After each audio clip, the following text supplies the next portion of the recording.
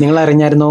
അതായത് കമ്മികളെല്ലാം കൂടെ ഈ കമ്മികളെല്ലാം കൂടെ കുറച്ച് കാണിക്കാൻ വേണ്ടിയിട്ട് എന്തൊക്കെ ഉടായിപ്പ് കാണിച്ച് ആകപ്പാടെ മൊത്തത്തിൽ റവന്യൂ കമ്മിയും ധനക്കമ്മിയും ഒക്കെ കമ്മിയായി പോയെന്ന്.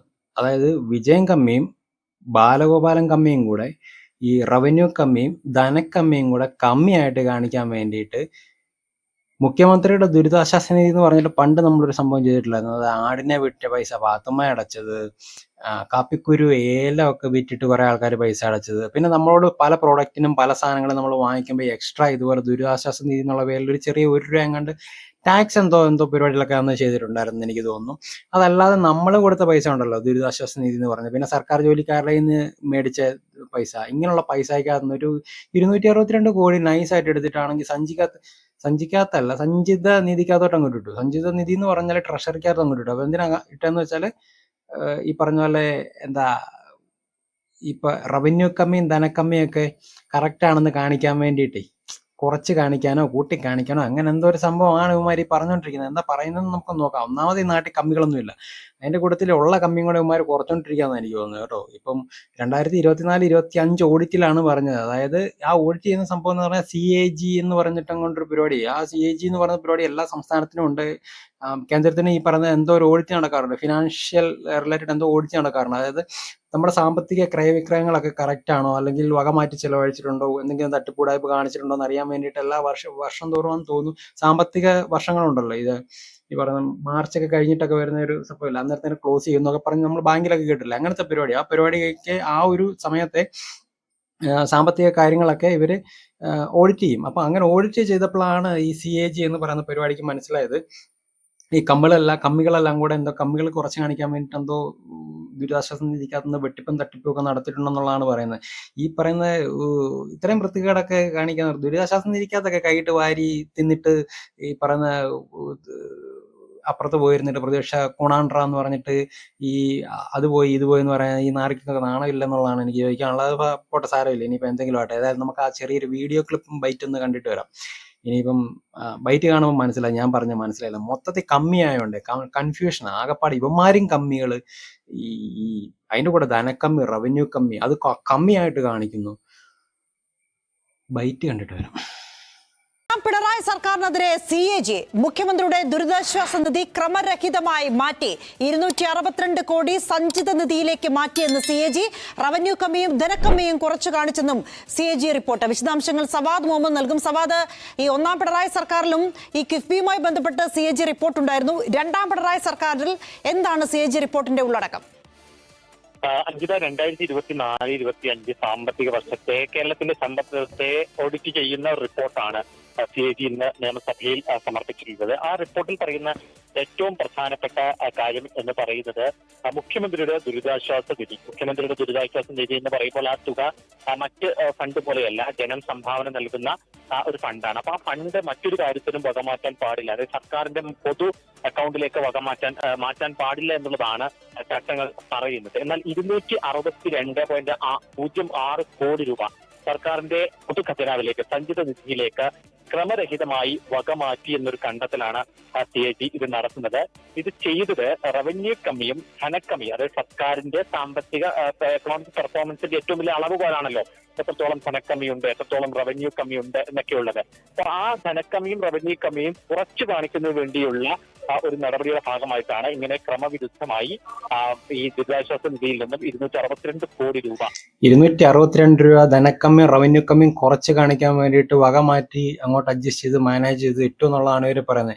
സത്യത്തിലിടെ നാട്ടിൽ തന്നെ ഈ പറയുന്ന കമ്മികൾ കുറവാണ്. പിന്നെ നിങ്ങൾ ഈ പറയുന്ന കാണുന്ന കമ്മി എല്ലാം കൂടി ഇങ്ങനെ കുറച്ച് കഴിഞ്ഞാൽ നാളെ കമ്മികളില്ലാതെ വരും. നമുക്കിപ്പോൾ കുറെ അന്തം കമ്മികളൊക്കെ ഉണ്ടെങ്കിൽ നമുക്ക് എന്തെങ്കിലുമൊക്കെ പറഞ്ഞ് ഈ പറയുന്ന കണ്ടന്റും ഈ പറയുന്ന ആശയദാരിദ്ര്യവും പരിപാടികളൊന്നും ഇല്ലാതെ നമുക്ക് എങ്ങനെയൊക്കെ മുന്നോട്ട് പോകാൻ പറ്റത്തുള്ളൂ. അപ്പൊ നിങ്ങൾ ഇങ്ങനെ ഈ കമ്മികളൊക്കെ ഇങ്ങനെ കുറച്ചു കഴിഞ്ഞാൽ പിന്നെ എന്നാ മൊത്തത്തിൽ കമ്മികളെ നിരോധിക്കുക, അല്ലെങ്കിൽ ഇന്ത്യയിൽ കമ്മികളെ ഇല്ലാത്ത അവസ്ഥയിലേക്ക് കൊണ്ടുപോകാനുള്ള പരിപാടിയാണോ ശരിക്കും നിങ്ങൾ ചെയ്യുന്നത്? എനിക്കറിയാൻ വേണ്ടി ചോദിക്കുക. അപ്പം ഏതായാലും റവന്യൂ കമ്മിയും ധനക്കമ്മിയാണ് ഈ പറഞ്ഞ കമ്മി കേട്ടോ. കമ്മികൾ എന്ന് പറഞ്ഞ കമ്മികള് ഈ കമ്മികളാണ്. മറ്റേ കമ്മികൾ വേറെ, വിജയൻ കമ്മിയും ബാലഗോപാലൻ കമ്മി അത് വേറെ കമ്മി. ആ കമ്മികളാണ് ഈ കമ്മികൾ കുറച്ച് കാണിച്ചതെന്നാണ് ഞാൻ ഉദ്ദേശിച്ചത്. മനസ്സിലായത്? ഇത് കമ്മിയാക്കി കാണിച്ചു മൊത്തം. അവസാനം എല്ലാം കമ്മിയാവും തോന്നുന്നു. ഏതായാലും ശകലം കൂടെ കണ്ടുണ്ട്. ആ പുള്ളിക്ക് എന്ത് പറയാനുണ്ട് അതൊക്കെ. സഞ്ചിത നിധിയിലേക്ക് മാറ്റിയത് എന്നുള്ളതാണ് CAG പറയുന്നത്. ഒപ്പം കിഫ്ബിയും പെൻഷൻ കമ്പനിയും സർക്കാരിന് വലിയ ബാധ്യത വരുത്തുന്നു എന്നുള്ള ഒരു കണ്ടെത്തലുമുണ്ട്. അതൊരു പുതിയ കണ്ടെത്തലല്ല, നമുക്കറിയാം. അടുത്തിടെ പുറത്തു വന്ന ധവളപത്രത്തിലും സമാനമായിട്ടുള്ള കണ്ടെത്തലുണ്ട്. ആ കണ്ടെത്തൽ ശരിവെക്കുന്ന അല്ലെങ്കിൽ അതിനെ ഒന്നുകൂടി ആധികാരികമാക്കുകയാണ് CAG ചെയ്യുന്നത്. കിഫ്ബിയും പെൻഷൻ കമ്പനിയും ബാധ്യതയാണെന്ന് സർക്കാരിന്. എടാ ഞാനൊരു കാര്യം ചോദിക്കട്ടെ, പെൻഷൻ കൊടുത്തു, കറക്റ്റായിട്ട് പെൻഷൻ കൊടുത്തു എന്നൊക്കെ ഉള്ള സംഭവം എല്ലാം ശരിയാ. ഇതിനകത്ത് ഈ പറഞ്ഞ പോലെ ഏതാണ്ട് 6000 കോടി അങ്ങാണ്ട് ബാലൻസ് ഉണ്ടെന്നും അങ്ങനെ അങ്ങോട്ട് കണക്കൊക്കെ പറഞ്ഞ് ശരിയാ. ഇവിടെ വല്ലവനോടും കാശ് നമ്മൾ കടം വാങ്ങിച്ചിട്ട് നമ്മുടെ അക്കൗണ്ടിൽ ഇട്ടിട്ട് എനിക്ക് ഇത്തരം ബാങ്ക് ബാലൻസ് ഉണ്ടെന്ന് പറയുന്നതിനകത്തെ ലോജിക്കില്ലായ്മ ഉണ്ടല്ലോ, എക്സ്ട്രാ ലോജിക്കില്ലായ്മ. അപ്പൊ ആ പറഞ്ഞ പരിപാടിയാണ് ഈ കാണിച്ചത്. അപ്പം ഇത് തന്നെയാണ് ഈ പറയുന്നത്. കാരണം മുഴുക്കടത്തിലേക്ക് തള്ളി വിട്ടോണ്ട് ജനങ്ങൾക്ക് കൊടുക്കുക എന്ന് പറയുന്നത് ഈ പറയുന്ന ഒരു ആത്മഹത്യാപരമായിട്ടുള്ള ഒരു നീക്കമായിട്ടാണ് എനിക്ക് തോന്നുന്നത്. ജനങ്ങൾക്ക് കൊടുക്കണമെങ്കിൽ ഈ പറയുന്ന ടാക്സ് മര്യാദയ്ക്ക് പിരിക്കാനുള്ള മാർഗം ഉണ്ടാക്കണം. ഇപ്പൊ ഇതിനകത്ത് പറയുന്നതെന്ന് പറഞ്ഞാൽ മര്യാദയ്ക്ക് ടാക്സ് പിരിച്ചിട്ടില്ല എന്നുള്ള കാര്യം പറഞ്ഞത്. അതായത് ക്രയവിക്രയം നടക്കുന്നുണ്ട്, നമ്മുടെ കയ്യിൽ കിട്ടുന്ന കാശ് നമ്മൾ ചെലവാക്കുന്നുണ്ട്. പക്ഷെ നമ്മൾ ചെലവാക്കുന്നതിനകത്ത് നമ്മൾ ടാക്സ് അടയ്ക്കുന്നുണ്ട്. പക്ഷെ ഈ ടാക്സ് സർക്കാരിന് കിട്ടുന്നില്ല. പറഞ്ഞു മനസ്സിലാകുന്നുണ്ടോ? അതായത് നമ്മൾ മേടിക്കുന്ന എല്ലാ പ്രൊഡക്റ്റിനും നമ്മൾ ടാക്സ് അടയ്ക്കുന്നുണ്ട്. ആ ടാക്സ് അല്ലാതെയാണ് ദുരിതാശ്വാസ നിധിക്കകത്തോട്ടെന്ന് പറഞ്ഞിട്ട് വേറൊരു 1% ടാക്സ് എല്ലാ കാര്യത്തിനും ഇന്നാളെങ്ങാണ്ട് വന്നായിരുന്നു. KSRTC ബസ്സിലൊക്കെ ഉണ്ടായിരുന്നു, 1 രൂപ കൂടുതലായിരുന്നു ചില സമയത്ത്. അപ്പൊ അതൊക്കെ ഈ പറഞ്ഞ ദുരിതാശ്വാസ എന്തോ പരിപാടി എന്നുള്ള രീതിയിലൊക്കെയാണ്. പിന്നെ ഈ പറഞ്ഞ പോലെ ഗവൺമെന്റ് ഉദ്യോഗസ്ഥരുടെ പൈസ അയക്കാത്ത നിന്ന് കുറച്ച് ഇത് ചെയ്യുക, അങ്ങനെ എല്ലാ പരിപാടി ഉണ്ടായിരുന്നു. അപ്പം ഈ പറഞ്ഞ പോലെ ഈ ടാക്സ് എന്ന് പറയുന്ന സാധനം സർക്കാരിന് കിട്ടുന്നില്ല, നമ്മൾ കൊടുക്കുന്നുണ്ടെന്ന് അവിടെ കിട്ടുന്നില്ല, ഇനി ഇടയ്ക്കുന്ന എവിടുന്നോ മിസ്സായി പോകുന്നു, ഇല്ലെങ്കിൽ വാങ്ങിക്കാൻ പറ്റുന്നില്ല എന്നുള്ള അവസ്ഥയൊക്കെയാണ് ഇത്ര നാൾ ഉണ്ടായിക്കൊണ്ടിരുന്നതെന്നാണ് ഇവര് പറയുന്നത് വെച്ചിട്ട് കണക്ക് കൂട്ടുന്നത്. ഇങ്ങനെ ഒരു വലിയ ബാധ്യതകൾ, ഒരു കടം തീർക്കാൻ അടുത്ത കടം എടുത്ത് വെക്കുക, ആ കടം തീർക്കാൻ അടുത്ത കടം എടുത്ത് വെക്കുക, ഇങ്ങനെ കടം കയറി അങ്ങോട്ട് ഒരുമാതിരി കടങ്കഥയായി പോകുന്ന ഒരു അവസ്ഥയിലോട്ട് പോകുന്നതിനും നല്ലത് ഇതുപോലെ ടാക്സും കാര്യങ്ങളും ഈ കൃത്യമായിട്ട് പിരിച്ച് ഇതെങ്ങനെ ഇവർക്ക് ചെയ്യാൻ പറ്റും. കടങ്ങളൊന്നും ഇല്ലാതെ കടവേ മേടിക്കാതിരിക്കുന്നൊന്നും നടക്കുന്ന കാര്യമൊന്നുമില്ല. നമ്മളീ പറയുന്ന ഒരു വാഴയ്ക്ക പോലും ഇവിടെ നാട്ടിലൊന്നും ഉണ്ടാക്കുന്നൊന്നുമില്ല. ഉള്ളതെല്ലാം ഇപ്പൊ പറയുന്നത്, സോറി വാഴയ്ക്ക എന്നുള്ള ഉദ്ദേശിച്ചത്, വാഴയൊക്കെ കാണും, കുറെ വാഴകളുണ്ടല്ലോ പാർട്ടിയിലായിട്ടും നാട്ടിലായിട്ടും ഒക്കെ കുറെ വാഴകളുണ്ട്. അപ്പം ഈ വാഴക്കൊലയൊക്കെ നമ്മൾ വാഴക്കൊല ഏത് ചിന്തയുടെ വാഴക്കൊലയല്ല, നമ്മുടെ സ്വന്തം വാഴക്കൊല. അപ്പൊ ഈ വാഴക്കൊല കൊണ്ടുപോയി നമ്മൾ ഈ പറയുന്ന പോലെ എവിടെയൊക്കെ വിറ്റ് കഴിഞ്ഞാൽ ഓക്കെ, അങ്ങനെയുള്ള കാര്യങ്ങൾ മാത്രമേ ഉള്ളൂ. അല്ലെങ്കിൽ കുറച്ച് ജൈവ പച്ചക്കറി എന്നൊക്കെ പറഞ്ഞിട്ടുള്ള കുറെ കേസേ ഉള്ളൂ. ബാക്കി പച്ചക്കറി, അരിയും സകലമാന സാധനവും വെളിയിൽ നിന്നാണ് വരുന്നത്. അപ്പം നമ്മളിവിടെ ഒന്നും ഉണ്ടാക്കുന്നില്ലാത്തത് കൊണ്ട് ഇവിടെ നമുക്ക് ഈ പറയുന്ന പോലെ എന്തെങ്കിലും കാര്യങ്ങൾക്കൊക്കെ മറ്റുള്ള ഇതിനെ ആശ്രയിക്കേണ്ടി വരുന്ന പോലെ തന്നെ നമുക്ക് ഫിനാൻഷ്യൽ കാര്യങ്ങൾക്ക് വേണ്ടിയിട്ട് ചിലപ്പോൾ ഈ പറയുന്ന കിഫ്ബി പോലുള്ള ഇതോ അല്ലെങ്കിൽ കേന്ദ്രത്തിൽ നിന്ന് കടം മേടിക്കോ അല്ലെങ്കിൽ അങ്ങനെ എന്തെങ്കിലും ഒരു ഫെസിലിറ്റി ഒക്കെ ഉണ്ടാക്കേണ്ടി വരും എന്നുള്ളത് സത്യമാണ്, അത് റിയാലിറ്റിയാണ്. പക്ഷെ അതിനകത്തെ കുഴപ്പമെന്ന് വെച്ചാൽ ഇതിങ്ങനെ എടുത്തെടുത്തെടുത്ത് മുടിഞ്ഞ് അങ്ങോട്ട് പോയി കഴിഞ്ഞാൽ ഇത് കേരളം കടക്കണിയിൽ എന്ന് പറയുന്നത് ഇതിനകത്ത് ബാധിക്കുന്നത് ജനങ്ങളെ, പൊതുജനത്തിനെ ബാധിക്കാൻ സാധ്യതയില്ല എന്നുള്ളതാണ് എന്റെ ചോദ്യം. അപ്പൊ ഇതിനൊരു മാറ്റം വരുത്തുക, മാക്സിമം ടാക്സ് കറക്റ്റായിട്ട് പിരിക്കാൻ നോക്കുക.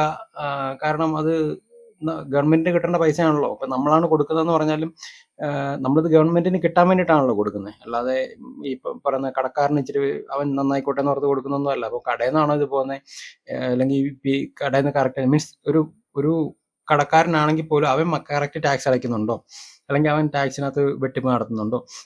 അപ്പൊ ഇങ്ങനെയുള്ള കാര്യങ്ങളെല്ലാം നോക്കിയാലേ ഈ പറയുന്ന ഈ കമ്മിക്കത്തെ കേസൊക്കെ നമുക്ക് കറക്റ്റായിട്ട് വരത്തുള്ളൂ. അപ്പൊ ഇതാണ് പ്രശ്നം എന്നാണ് അവർ പറയുന്നത്. അതായത് വിനിമയം നടക്കുന്നുണ്ട്, പക്ഷെ റവന്യൂ സർക്കാരിന് കിട്ടുന്നതിനകത്ത് ഈ ടാക്സിന്റെ വകുപ്പിൽ കിട്ടുന്നതും വിനിമയം നടക്കുമ്പോൾ കൊടുക്കുന്ന ടാക്സും തമ്മിൽ വ്യത്യാസമുണ്ട്. അതായത് നമ്മൾ കൊടുക്കുന്ന അത്ര മൊത്തം ടാക്സ് സർക്കാരിന് കിട്ടുന്നില്ല. അതുകൊണ്ടൊക്കെയാണ് ഈ സാമ്പത്തിക പ്രതിസന്ധി എന്നുള്ള രീതിയിലാണ് ഇവർ പറയുന്നത്. ഇതിനെക്കുറിച്ച് കൃത്യമായിട്ട് എനിക്ക് ഐഡിയ ഒന്നുമില്ല. ഇപ്പം ന്യൂസ് ഇപ്പം വന്നേ ഉള്ളൂ. ഇനിയിപ്പോൾ വൈകിട്ടത്തെ അന്തിച്ചർച്ചയൊക്കെ ഒന്ന് കണ്ടു കഴിഞ്ഞാൽ മനസ്സിലാകും വിദഗ്ധന്മാരൊക്കെ എന്താ പറയുന്നത്. നമ്മുടെ ഐസക് ന്യൂട്ടൺ ഉണ്ടല്ലോ,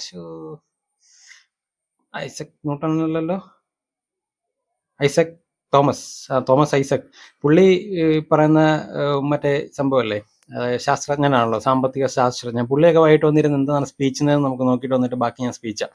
അപ്പൊ ഇത്രേ ഉള്ളൂ കേട്ടോ പറയാം. ഇതാണ് എനിക്ക് ഇതിനെക്കുറിച്ച് മനസ്സിലായെന്നുള്ള കാര്യം പറഞ്ഞത്. അപ്പം വീഡിയോ ഇഷ്ടപ്പെട്ടെങ്കിൽ ലൈക്ക് ചെയ്യുക, ഇഷ്ടപ്പെട്ടില്ലെങ്കിൽ ഡിസ്ലൈക്ക് ചെയ്യുക, ഇഷ്ടപ്പെട്ടില്ലെങ്കിൽ കമന്റ് ചെയ്യുക. സബ്സ്ക്രൈബ് ചെയ്യാതെയാണ് ആരെങ്കിലും കാണുന്നത്, സബ്സ്ക്രൈബ് ചെയ്യുന്ന കാര്യം കൂടെ ഒന്ന് പരിഗണിക്കുക.